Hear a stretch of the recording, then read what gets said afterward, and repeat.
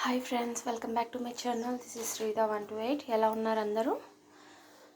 ఈరోజు వచ్చేసి ఆలు కూర చేస్తున్నానండి. సో ముందుగా స్టవ్ వెలిగించుకుందాము. ముందుగా ఆయిల్ యాడ్ చేసుకుంటున్నాను. పోపు దినుసులు,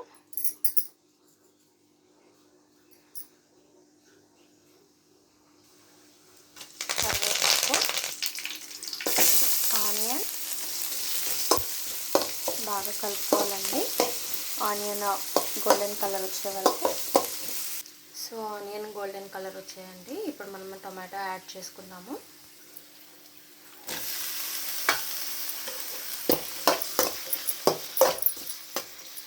టమాటో యాడ్ చేసాక బాగా కలుపుకోవాలండి. ఈ టమాటో బాగా స్మాష్ అవ్వాలి. టమాటో కొంచెం మగ్గిందండి. ఇందులో మనం కొంచెం పసుపు, కొంచెం ఉప్పు యాడ్ చేసుకొని కలుపుకొని లో ఫ్లేమ్లో మనము మూత పెట్టేసుకొని పెట్టుకుంటే స్మాష్ అవుతుందండి టమాటో అనేది. టమాటో స్మాష్ అయ్యే లోపండి మనము పొటాటోని ఆల్రెడీ వాటర్లో బాయిల్ చేసుకొని ఉంటాము. అది ఇప్పుడు పీల్ ఆఫ్ చేసేసి కట్ చేసి పెట్టుకుందామండి. ఇప్పుడు చూడండి, టమాటో స్మాష్ అయిపోయిందండి. మొత్తం మెత్తగా గుజ్జుగా అయిపోయిందనమాట. సో కూర అనేది మనం అడుగంటకుండా చేసుకోవాలండి.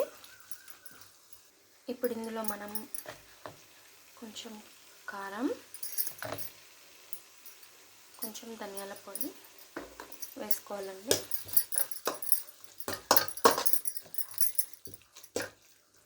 సో మళ్ళీ కొద్దిసేపు మూత పెట్టి లో ఫ్లేమ్లో పెట్టి మగ్గనివ్వాలండి. సో ఇప్పుడు మనం మూత పెట్టినట్లయితే చూడండి, బాగా మరి ఆయిల్లో మగ్గిపోయింది. ఇప్పుడు మనము ఇలా ముందుగా కట్ చేసి పెట్టుకున్న పెద్ద పెద్ద ముక్కలుగా కట్ చేశానండి. ఆల్రెడీ బాయిల్ చేశాను కాబట్టి. సో ఇది యాడ్ చేసుకుందాము.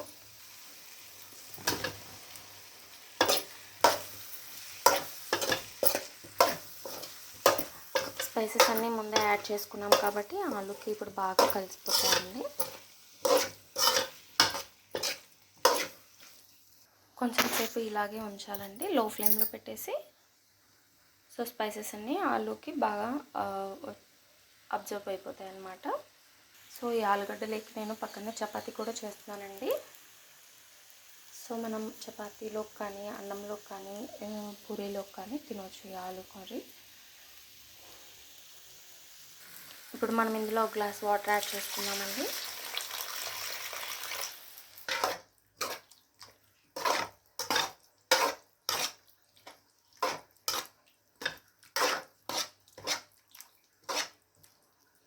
వాటర్ వేసుకొని కలుపుకొని ఇలా ఒక చిన్న ప్లేట్ పెట్టి క్లోజ్ చేసేయాలండి.